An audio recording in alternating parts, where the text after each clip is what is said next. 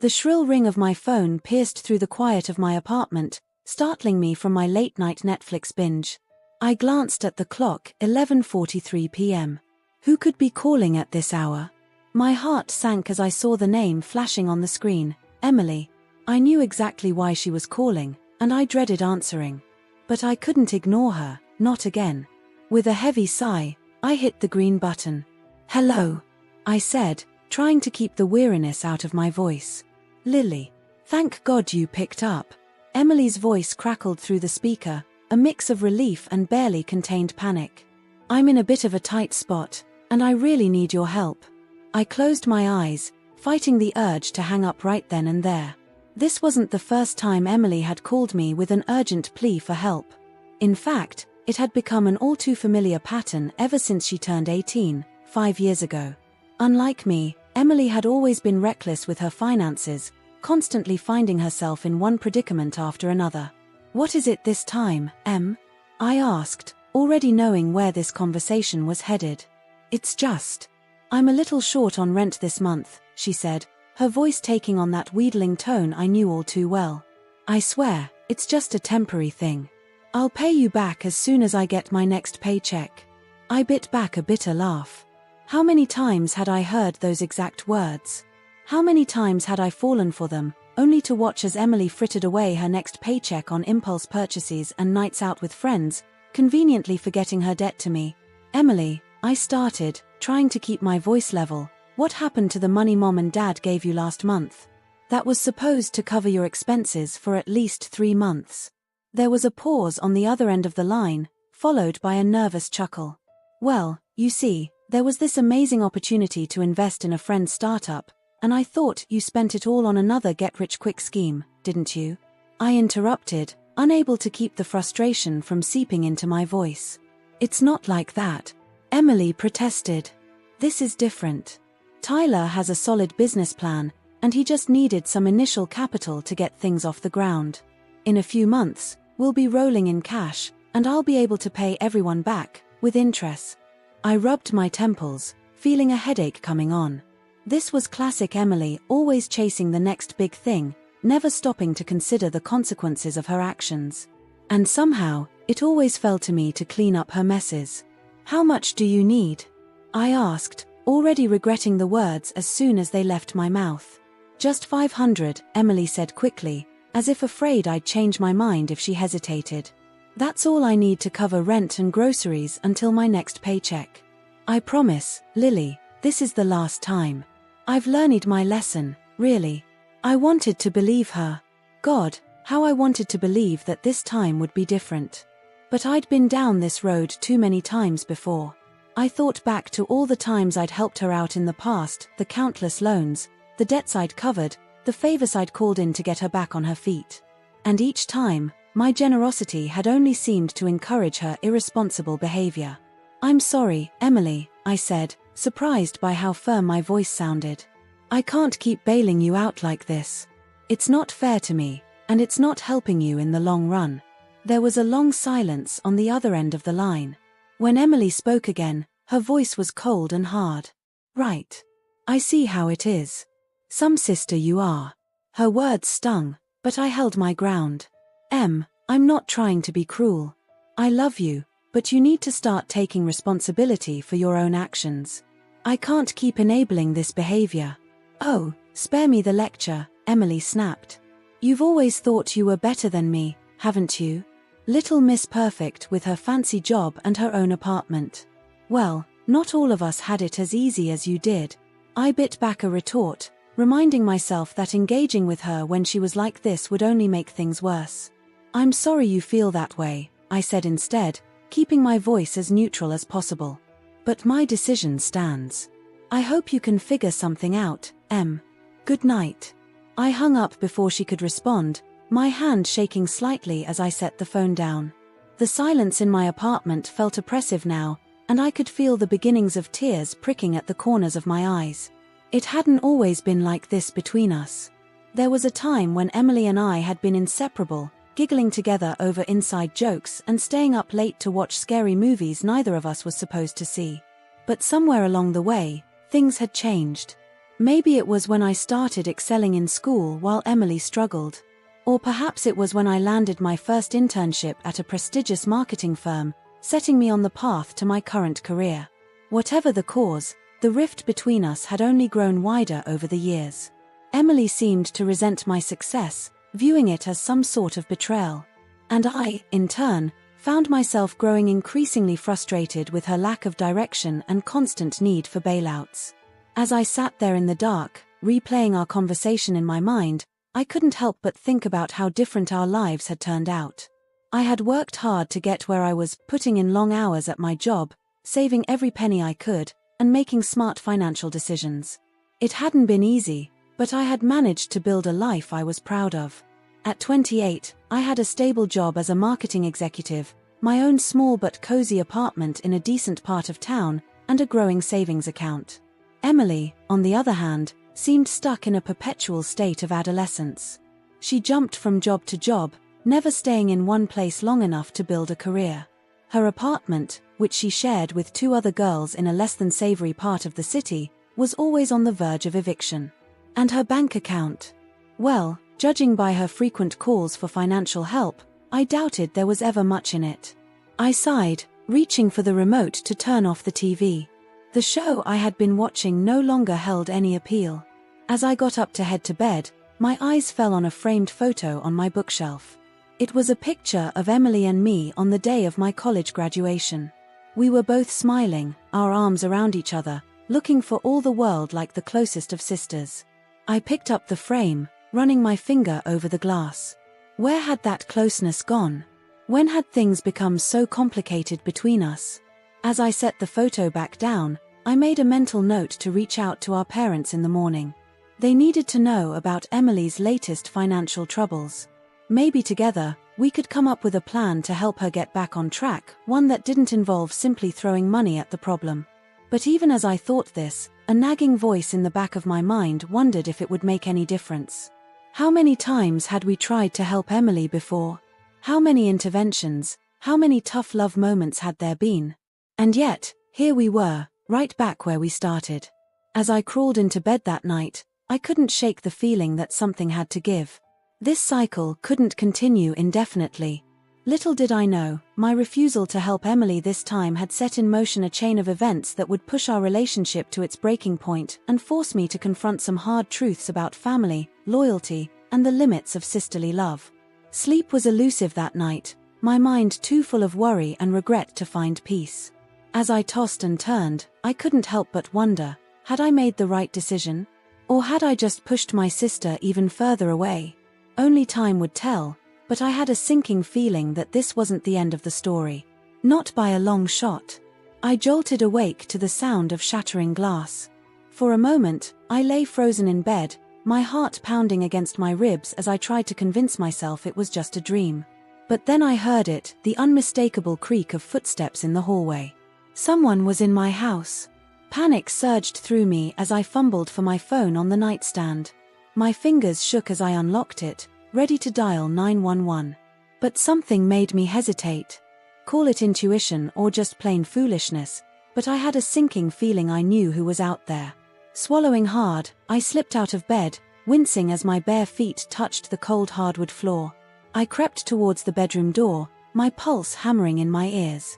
The hallway light was off, but a faint glow spilled from the direction of my home office. I peered around the doorframe, squinting in the dim light. And there she was, Emily, illuminated by the soft glow of my desk lamp, rifling through my drawers with frantic determination. Shock and anger surged through me in equal measure. "Emily," I hissed, stepping into the hallway. "What the hell are you doing?" She whirled around, her eyes wide with surprise and, was that defiance? For a moment, we just stared at each other, the gravity of the situation hanging heavy in the air between us. "You left me no choice," Emily said finally, her voice steady despite being caught red-handed. "You have money sitting here while I'm struggling. I needed help, and you turned your back on me." I gaped at her, unable to believe what I was hearing. "That's not how this works," I shot back, struggling to keep my voice down. "Breaking into my house? Stealing from me? Have you lost your mind?" Emily's face hardened. You never considered me real family anyway, she spat. Why should I care about your stupid rules? Her words hit me like a physical blow. How could she say that? After everything we'd been through together, everything I'd done for her over the years. That's not fair, and you know it, I said, my voice thick with hurt and anger. Fair? Emily laughed bitterly. What's fair about you living in this nice apartment, with your cushy job and your savings, while I can barely make rent? We're supposed to be sisters, Lily. Sisters help each other. I took a deep breath, trying to calm the storm of emotions raging inside me. Emily, I've helped you so many times, I said, fighting to keep my voice level. I've given you money, covered your debts, even convinced Mom and Dad to help you get back on your feet when you blew through your savings. But it never seems to be enough. There's always another crisis, another emergency. Oh, so now you're keeping score? Emily sneered. Real sisterly of you, Lily. I ran a hand through my hair, frustration mounting. That's not what I meant, and you know it. I can't keep enabling this behavior. You need to learn to stand on your own 2 feet. Easy for you to say, Emily shot back. Everything's always come so easily to you. Perfect grades, perfect job, perfect life. You have no idea what it's like to struggle. Her words stung, but I forced myself to stay calm. You think my life is perfect? That I haven't had to work hard for everything I have? Emily, I've busted my ass to get where I am. I've made sacrifices, put in long hours, saved every penny I could. Nothing was handed to me. Emily rolled her eyes. Right, because your life has been so hard. Try living in my shoes for a week, then we'll talk about struggle. I closed my eyes, counting to 10 in my head. When I opened them again, Emily was back at my desk, yanking open another drawer. What are you looking for, anyway? I asked, suddenly tired. I know you keep cash around here somewhere, she muttered, not looking at me. For emergencies or whatever. I just need enough to cover my rent and get back on my feet. Then I'll pay you back, I swear. I watched her ransack my office, a strange calm settling over me. In that moment, I realized something. This wasn't going to stop. Emily wasn't going to change, not unless something drastic happened. I said softly, you need to leave. Now. She paused, turning to look at me with narrowed eyes. What? You heard me, I said, my voice gaining strength. Get out of my house. I'm not giving you any money, and if you don't leave right now, I'm calling the police. Emily's face twisted with fury. You wouldn't dare. I met her gaze steadily. Try me. For a long moment, we stood there, locked in a silent battle of wills. Then, with a snarl of frustration, Emily shoved past me and stormed down the hallway. I followed her, watching as she wrenched open the front door. This isn't over, she spat, glaring at me from the doorway. Yes, it is, I said firmly. Don't come back here, Emily. I mean it. She opened her mouth as if to say something else, then thought better of it. With one last withering look, she slammed the door behind her.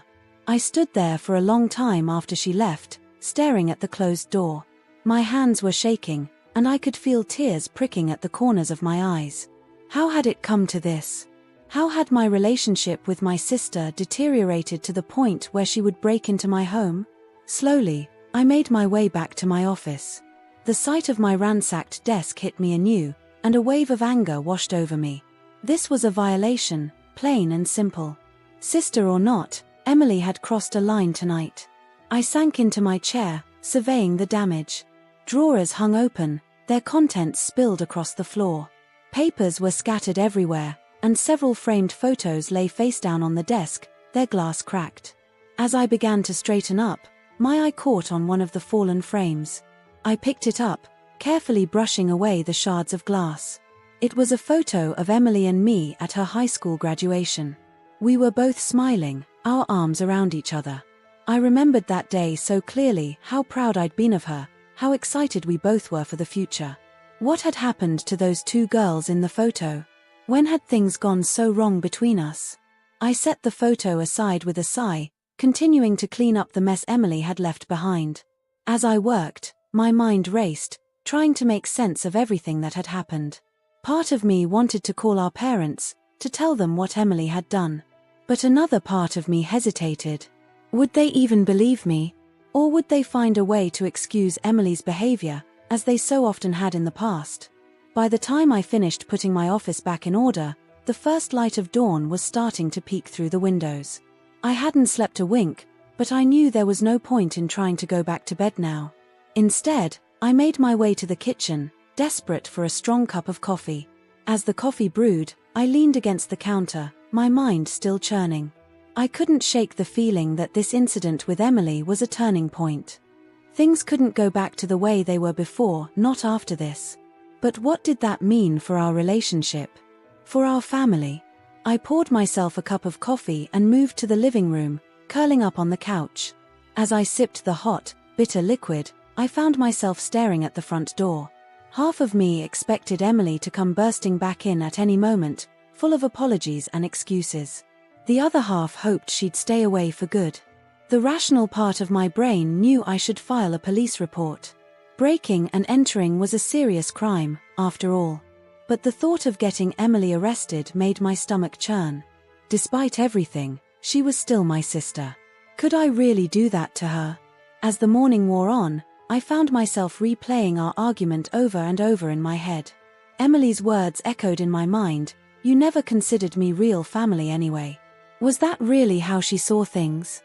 Did she truly believe I didn't care about her? I thought about all the times I'd tried to help her over the years. The money I'd lent her, the job interviews I'd set up, the countless hours I'd spent listening to her problems and offering advice. Had none of that mattered to her? Or was her resentment of my success so deep that it overshadowed everything else? By the time I had to start getting ready for work, I still hadn't come to any clear decisions about what to do next. The thought of facing the day after everything that had happened made me want to crawl back into bed and pull the covers over my head. But I knew I couldn't hide from this forever. As I showered and dressed, I tried to push thoughts of Emily to the back of my mind. I had an important presentation at work today, and I needed to focus. But even as I gathered my things and headed out the door, I couldn't shake the feeling that this was far from over. Little did I know, my confrontation with Emily had set in motion a chain of events that would push our relationship and our entire family to the breaking point. The next time I saw my sister, things would escalate in ways I never could have imagined.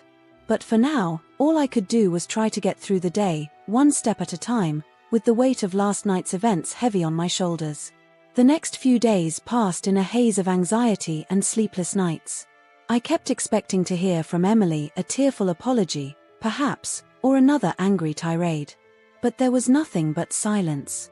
Part of me was relieved, but another part couldn't shake the feeling that this was just the calm before the storm. I threw myself into work, trying to distract myself from the constant worry gnawing at the pit of my stomach. But even as I sat through meetings and pored over reports, my mind kept drifting back to that night. The sound of breaking glass, Emily's defiant eyes as she rifled through my things, the bitter words we'd hurled at each other. It was Friday evening when everything came to a head. I'd just gotten home from work, exhausted after a long week, when I heard it, the unmistakable sound of someone trying to force my front door open. For a moment, I froze, my keys still in my hand. Then I heard a muffled curse from the other side of the door, and I knew. It was Emily, back to finish what she'd started. Without thinking, I pulled out my phone and dialed 911. As the operator answered, I heard the door burst open. 911, what's your emergency? Someone's breaking into my apartment, I whispered, my heart pounding. It's my sister. But before I could finish, Emily appeared in the hallway. Her eyes widened when she saw me, then narrowed when she spotted the phone in my hand.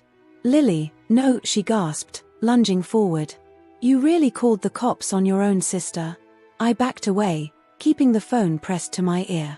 The operator's voice crackled through the speaker. Are you still there? Can you give me your address? Emily's face twisted with fury and desperation. After everything, she started, but I cut her off. You made this choice, Emily, I said, my voice steadier than I felt. You broke into my home. You crossed the line. I quickly gave the operator my address, my eyes never leaving Emily. She stood there, frozen, as if she couldn't quite believe what was happening. "Please hurry," I said into the phone before hanging up. For a long moment, we just stared at each other. I could hear my heart pounding in my ears, could feel the adrenaline coursing through my veins. Emily looked wild, her hair disheveled, her eyes darting around the room as if looking for an escape route. "Why are you doing this?" she finally asked, her voice cracking. "I'm your sister, Lily. Your family." I shook my head, fighting back tears. "Family doesn't do this, Em. Family doesn't break into each other's homes, doesn't steal from each other." "I wasn't stealing," she protested. "I just needed help, and you wouldn't listen." "I've been listening for years," I shot back. "I've been helping for years. But it's never enough, is it? There's always another crisis, another emergency. When does it end, Emily?" She opened her mouth to respond, but before she could, we heard the distant wail of sirens. Emily's face paled. "You can't do this," she said, her voice rising in panic. "You can't let them arrest me. Please, Lily. I'll leave, I swear. Just tell them it was a mistake." For a split second, I wavered. The thought of watching my sister being led away in handcuffs made my stomach churn. But then I remembered the violated feeling I'd had that night, seeing her going through my things. I remembered all the broken promises, all the times she'd taken advantage of my help without ever trying to change. "I'm sorry, Emily," I said softly. "But this has to stop." The look of betrayal on her face was almost more than I could bear. She made a move towards the door, but hesitated, perhaps thinking I'd change my mind at the last second. But the truth was, I was done protecting her from the consequences of her actions. The next few minutes passed in a blur. The police arrived, their presence filling my small apartment. They took in the scene, the broken door, Emily's panicked expression, my shaken but resolute stance. One of the officers, a kind-faced woman with graying hair, approached Emily. "Miss, you're under arrest for breaking and entering," she said firmly.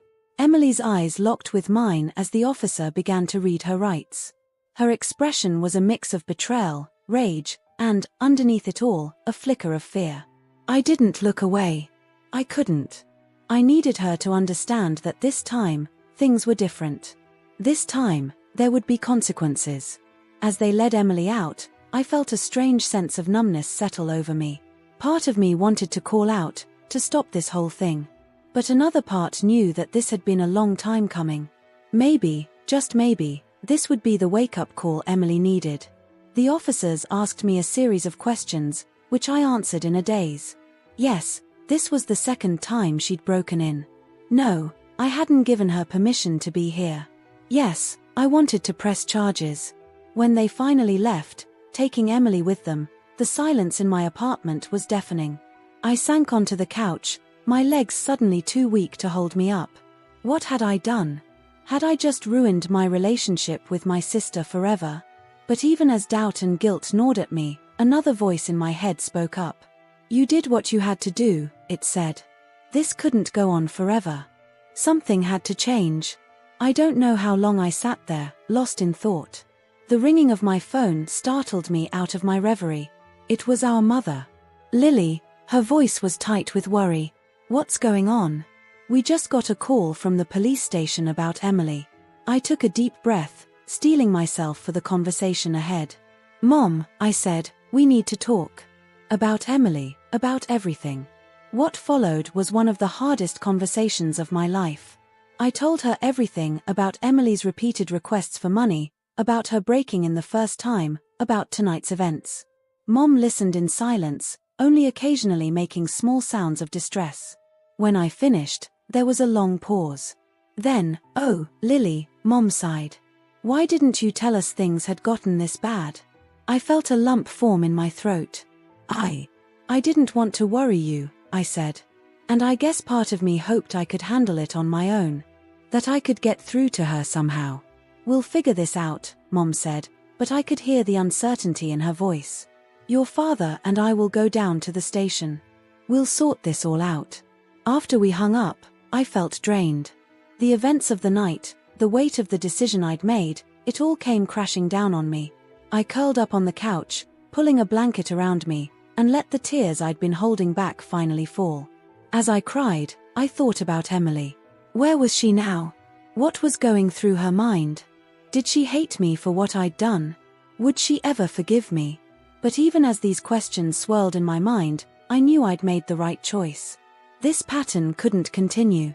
Emily needed help, real help, not just financial bailouts. Maybe this would be the push she needed to finally confront her issues. Still, the thought of the road ahead filled me with dread. I knew our parents would be upset, possibly even angry with me for calling the police. They had always been protective of Emily, often at my expense. Would they understand why I'd done what I did? Or would this drive a wedge between us all? As the night wore on, I found myself unable to sleep. I paced my apartment, replaying the events of the evening over and over in my mind. Had there been another way? Could I have handled things differently? But deep down, I knew the answer. This had been building for years, a slow accumulation of resentment, broken trust, and enabling behavior. Tonight had just been the breaking point. As the first light of dawn began to creep through my windows, I made a decision. I couldn't undo what had happened, but I could control what came next. I would stand firm in my decision, but I would also be there for Emily if she was willing to make real changes.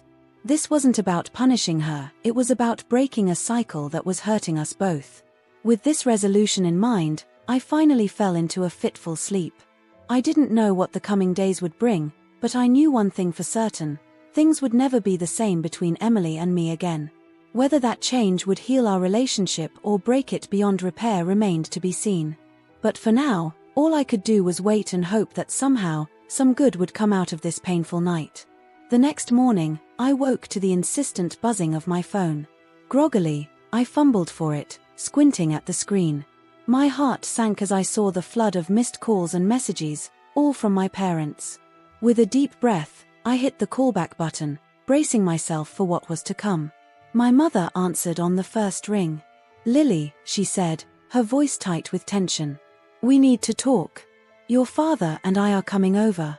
Before I could respond, she had hung up. I sat there, staring at my phone, a knot of dread forming in my stomach. I knew this conversation was inevitable, but I had hoped for a little more time to prepare. I barely had time to shower and throw on some clothes before I heard the knock at my door. Taking a deep breath, I opened it to find my parents standing there. The looks on their faces made my heart sink even further. "Come in," I said quietly, stepping aside. They entered silently, my father's face set in a grim line, my mother's eyes red-rimmed as if she'd been crying. We stood there in my living room, the tension thick enough to cut with a knife. Finally, my mother broke the silence. "Lily, how could you?" she asked, her voice barely above a whisper. "Calling the police on your own sister?" I felt a flare of defensiveness. "She broke into my house, Mom. Twice.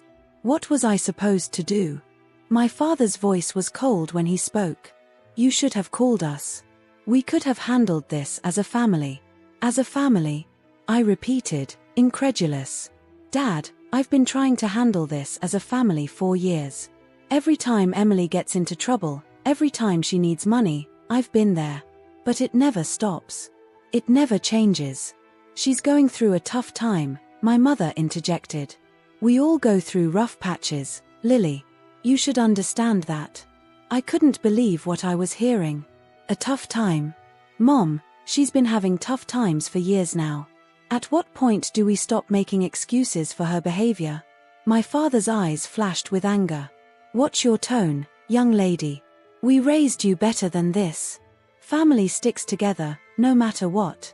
Even when that family member is stealing from you. Breaking into your home?" I shot back, my own anger rising to match his. "She wasn't stealing," my mother said, her voice pleading. "She just needed help." I let out a bitter laugh. "Help? Is that what you call rifling through my desk drawers in the middle of the night?" She could have asked for help. She could have talked to me, or to you. But instead, she chose to break in. Twice. My parents exchanged a look, and I could see the doubt creeping into their eyes. But then my father squared his shoulders, his expression hardening. "Regardless of what Emily did, calling the police was not the answer," he said firmly. "Do you have any idea what this could do to her future? A criminal record could ruin her chances at getting a decent job, at building a life for herself. I felt a surge of frustration so strong it made me dizzy. And what about my future, Dad? What about my life? Am I just supposed to let Emily walk all over me, take advantage of me, because she's family? Don't be so dramatic, Lily, my mother sighed. No one's asking you to let Emily walk all over you. We're just saying there were better ways to handle this situation. I shook my head, feeling suddenly exhausted. I've tried other ways, Mom. For years, I've tried. Nothing changes. Emily doesn't change. There was a moment of heavy silence. Then my mother's next words hit me like a punch to the gut. You are no daughter of ours, she whispered, her voice trembling with emotion. I stared at her, unable to believe what I'd just heard. What? My father put his arm around my mother's shoulders, his face set in grim determination. If this is how you treat family, Lily, then perhaps it's best if we all take some time apart. I felt as if the floor had dropped out from under me. You can't be serious, I said, my voice barely audible. After everything I've done for this family, for Emily. But I could see in their eyes that they were deadly serious. My mother was crying now, silent tears streaming down her face. My father's expression was one of disappointment and anger. We raised you to be better than this, he said. To be compassionate, to put family first. But it seems we failed somewhere along the way. I felt my own tears threatening to spill over. Put family first? What about me? Aren't I family too? Don't I deserve consideration, protection? But my pleas fell on deaf ears. My parents were already moving towards the door, my mother unable to even look at me. We'll be in touch about Emily's court date, my father said, his hand on the doorknob. I hope by then you'll have come to your senses and decided to drop these ridiculous charges.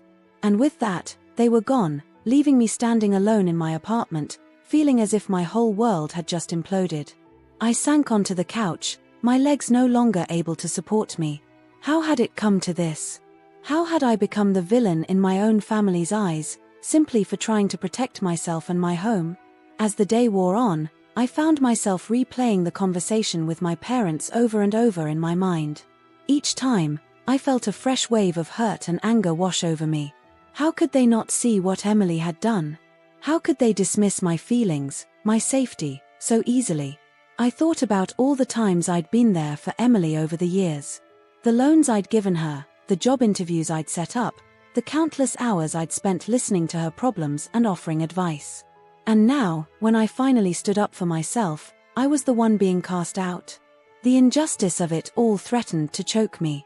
My hands trembled as I clenched them at my sides, fighting back the urge to scream, to break something, to release the storm of emotions raging inside me. But even as hurt and anger coursed through me, a small voice in the back of my mind whispered doubts. Had I done the right thing? Should I have found another way to handle the situation with Emily? The thought of her sitting in a jail cell, scared and alone, made my heart ache despite everything. As evening fell, I found myself standing at my window, looking out at the city lights coming to life. I felt lost, adrift in a sea of conflicting emotions. Part of me wanted to call my parents, to beg them to understand, to take back those hurtful words. Another part wanted to stand firm, to force them to see the truth of the situation. But deep down, I knew that neither option would solve anything. This rift between us had been years in the making, a result of long-standing patterns and unspoken resentments. It wouldn't be fixed with a single conversation or apology. As I stood there, watching the world go by outside my window, I realized that I was at a crossroads.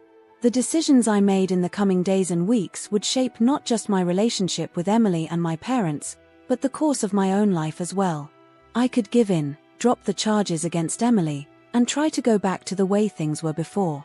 But would that really solve anything? Or would it just set us up for more of the same problems down the line? Or I could stand my ground, stick to my decision, and hope that in time, my family would come to understand why I'd done what I did. But was I prepared for the potential consequences of that choice? Could I handle the possibility of a long-term rift with my parents, or even a permanent estrangement from Emily? There were no easy answers, no clear path forward. All I knew was that things could never go back to the way they were before. For better or worse, everything had changed. As I finally turned away from the window, I felt a strange mix of fear and determination settle over me. I didn't know what the future held, but I knew one thing for certain: I couldn't keep living my life for others. It was time to start putting myself first, even if that meant facing some difficult truths and making some hard choices. With that thought in mind, I reached for my phone. It was time to call a lawyer. Whatever came next, I needed to be prepared. And for the first time in a long time, I was going to fight for myself, not for Emily, not for my parents, but for me. As I dialed the number, I felt a weight lift from my shoulders. The road ahead would be difficult, but at least now I was facing it on my own terms. Whatever happened next, I would face it head-on, with my eyes wide open. The next few days passed in a blur of legal consultations and sleepless nights. I'd managed to find a lawyer who specialized in family disputes, a kind-faced woman named Sarah who listened to my story without judgment. She assured me that I had a strong case, but warned me that family court could be emotionally taxing. I steeled myself for the battle ahead, knowing that the hardest part would be facing my own family across the courtroom. It was a week after my confrontation with my parents when I received the call. Emily's preliminary hearing was scheduled for the following day. Despite everything, my stomach churned at the thought of seeing her in court, potentially in handcuffs. Part of me still couldn't believe it had come to this. The morning of the hearing dawned bright and clear, a beautiful day that seemed at odds with the turmoil I felt inside. I dressed carefully in a conservative black suit, trying to project an image of composure I didn't feel. As I drove to the courthouse, my hands shook slightly on the steering wheel. The courthouse was an imposing building of gray stone, its steps crowded with people coming and going.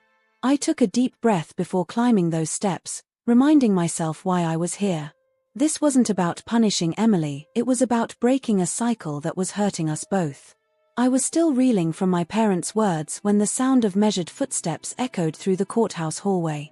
Two men in expensive suits entered the waiting area, their calm presence commanding immediate attention. My parents, who had been studiously ignoring me from across the room, turned to look, confusion flashing across their faces. The taller man, with salt and pepper hair and piercing blue eyes, nodded at me. "Miss Lily Carter?" "Yes," I said hesitantly, standing up. My parents looked at me, then back at the men, a flicker of unease creeping into their anger. "Who are you?" my father asked skeptically. The second man, younger with a neatly trimmed beard, adjusted his tie. "We're representatives from Carter and Lawson Enterprises," he said smoothly. "We're here regarding the legal matters concerning Miss Carter's inheritance and assets." My parents stiffened. The realization hit them at different rates, but I saw the same panic bloom in their eyes. Before tonight, they had always believed I was just another ordinary young woman, but they had underestimated how much I had built, how much I was worth, and who I had standing behind me. "Inheritance?" my mother asked, her voice suddenly soft, almost hesitant.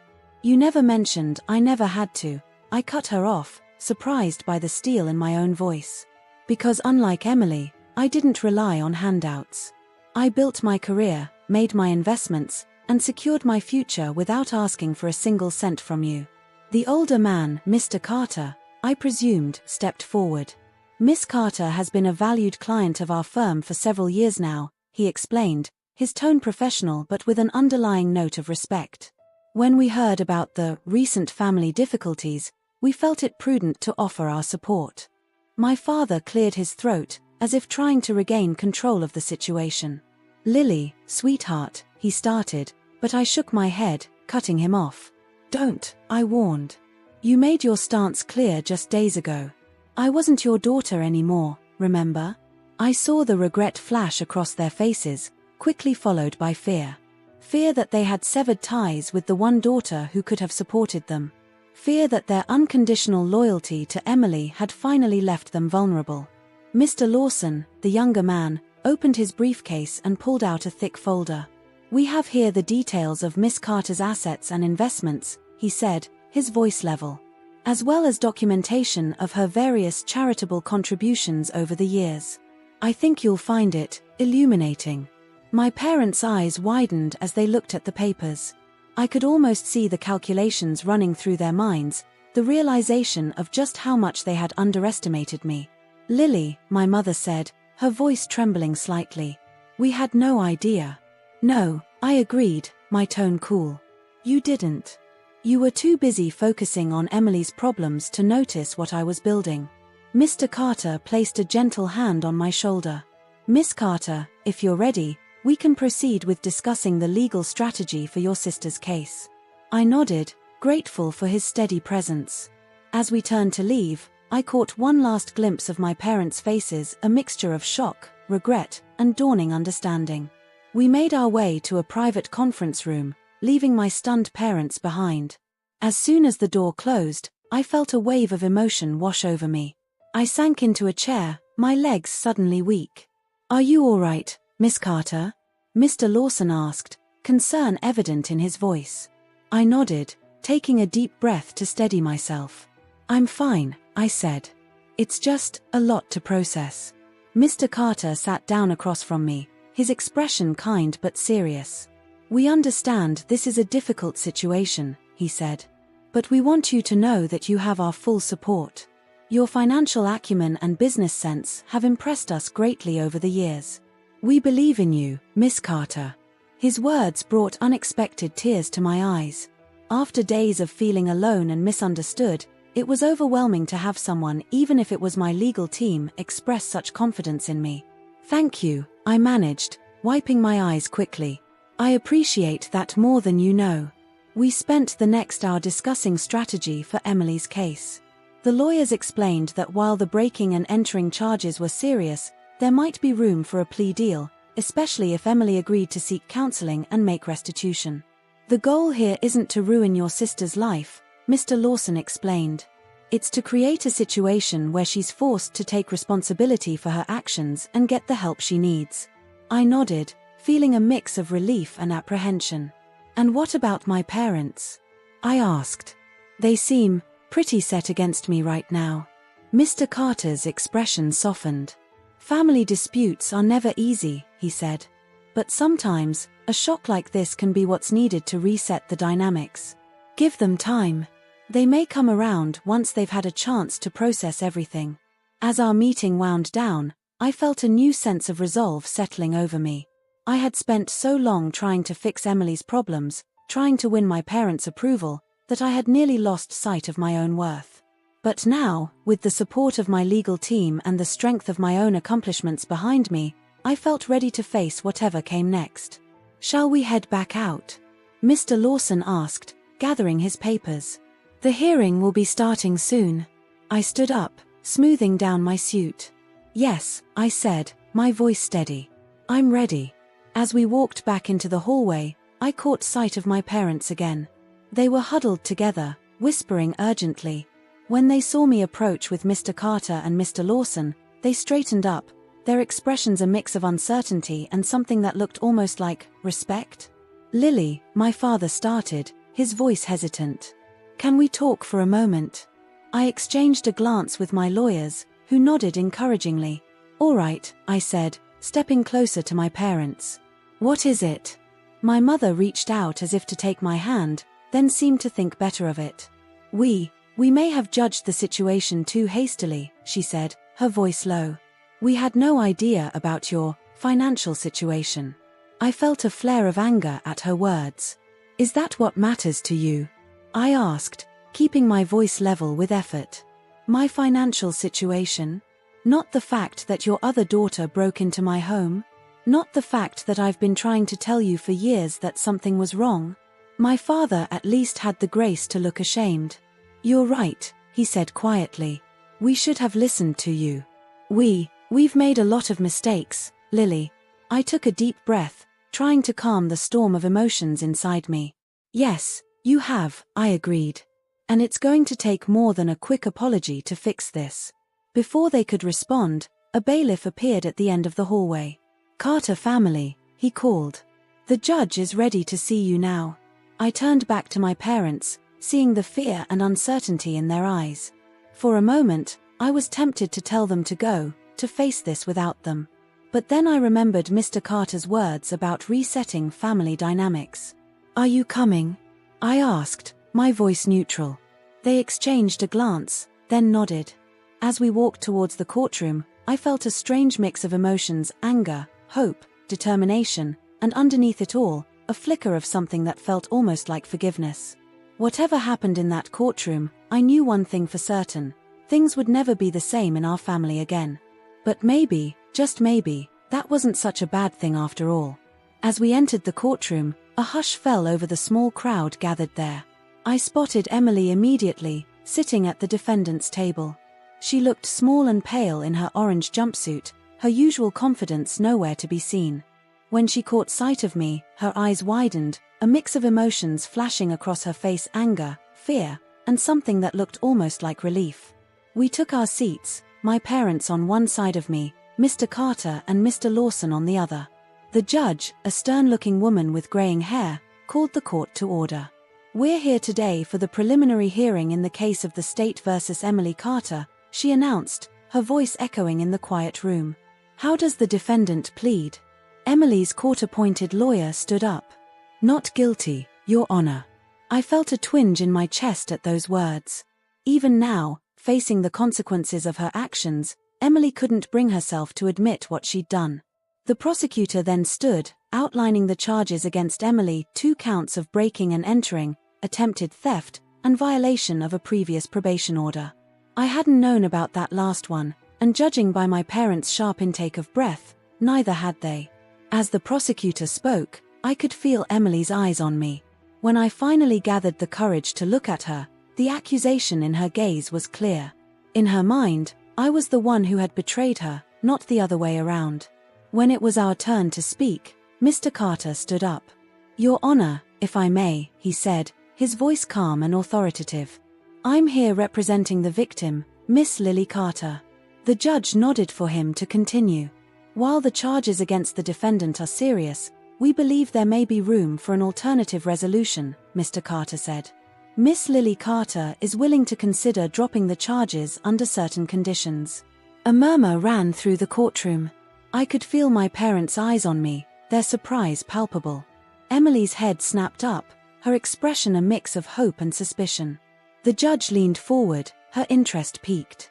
"And what conditions would those be, Mr. Carter?" Mr. Carter glanced at me, and I nodded, giving him permission to continue.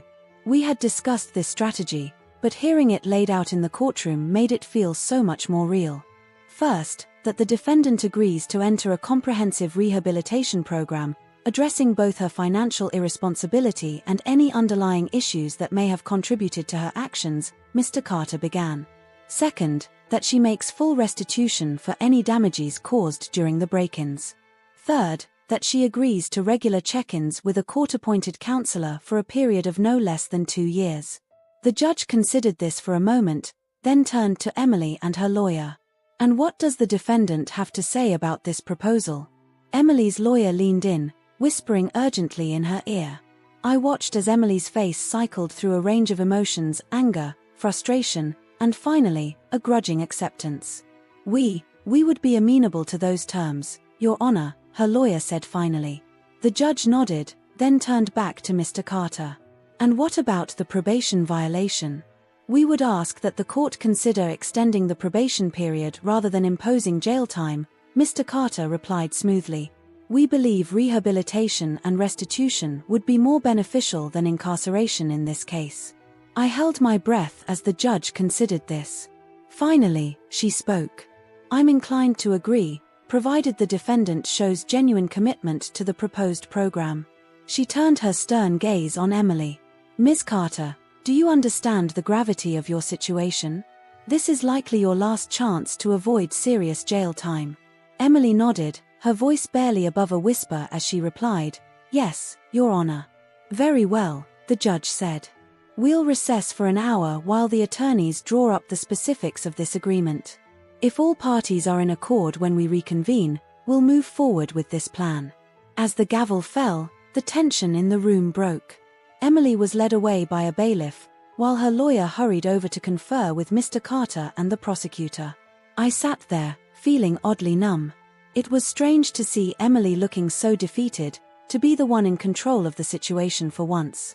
Part of me felt guilty for putting her through this, but another part, the part that remembered the fear and violation of finding her in my home, felt vindicated. My parents turned to me, their expressions a mix of awe and confusion. "Lily," my mother began hesitantly, "we had no idea you were planning this." "There's a lot you don't know about me," I replied, my voice steadier than I felt. "Maybe it's time that changed." My father cleared his throat. We may have judged the situation too hastily," he said, echoing my mother's words from earlier. "And we definitely underestimated you." I looked at them both, seeing the regret in their eyes. It would take time to rebuild the trust between us, but maybe this was a start. "I'm not the little girl you need to protect anymore," I said softly. "And Emily isn't either. It's time we all faced that." They nodded, looking chastened. As we sat there in awkward silence, Mr. Carter returned. "Everything's proceeding as planned," he informed us. "Emily's lawyer thinks she'll agree to the terms." I nodded, feeling a weight lift from my shoulders. This wasn't the end of our family's troubles, not by a long shot. But it was a step in the right direction. When court reconvened an hour later, everything moved quickly. Emily agreed to the terms, her voice shaky but clear as she addressed the judge. The relief on her face was evident. She knew how close she'd come to serious jail time. As the judge made the agreement official, I caught Emily's eye. For a moment, the anger and resentment faded, replaced by something that looked almost like gratitude. It wasn't forgiveness, we were a long way from that, but it was a start. After the hearing concluded, we all gathered in the hallway outside the courtroom. Emily, now free to go but required to check in with her probation officer the next day, stood awkwardly to one side. Our parents hovered nearby, clearly unsure of how to navigate this new family dynamic. I took a deep breath and approached Emily. "Hey," I said softly. She looked up at me, her eyes red-rimmed. "Why did you do that?" she asked, her voice hoarse. "Why didn't you just let them lock me up?" "Because you're my sister," I replied simply. "And I want you to get better, not just be punished." Emily's lower lip trembled. "I'm sorry," she whispered. "I know it doesn't fix anything, but I am. I never meant for things to go this far." I nodded, accepting her words for what they were, a small step, but an important one. "I know. But Emily, you need to understand, this is your last chance. I won't be able to protect you if this happens again." She nodded, wiping at her eyes. "I understand. I'll do better. I promise." Our parents approached cautiously. "Girls," our mother said hesitantly, "maybe we could all go get some lunch. Talk things over." I exchanged a glance with Emily. We both knew it wouldn't be that easy, that one meal wouldn't fix years of resentment and misunderstanding. But it was a place to start. "Okay," I said finally. "But there are going to be some ground rules going forward." As we left the courthouse, stepping out into the bright sunlight, I felt a strange mix of emotions. There was relief that this immediate crisis was over, apprehension about the difficult conversations to come, and underneath it all, a glimmer of hope. Our family was far from perfect. We had a long road ahead of us, full of therapy sessions, difficult conversations, and rebuilding of trust. But for the first time in years, it felt like we were all moving in the same direction. I glanced at Mr. Carter and Mr. Lawson, who were preparing to take their leave. "Thank you," I said sincerely. "For everything." Mr. Carter smiled, his eyes kind. "You did all the hard work, Miss Carter. We just helped you showcase your strength." As they walked away, I turned back to my family. Emily, looking lost without her usual bravado. Our parents, uncertain but trying. And me, standing tall, finally comfortable in my own power. "Well," I said, taking a deep breath. "Shall we?" And together, this broken but healing family, we took our first steps into our new future. It wouldn't be easy, but then again, nothing worth having ever is. As we walked down the courthouse steps, I allowed myself a small smile. For the first time in a long time, I felt hopeful about what lay ahead. The tables had turned, yes, but maybe that's exactly what we all needed to finally move forward.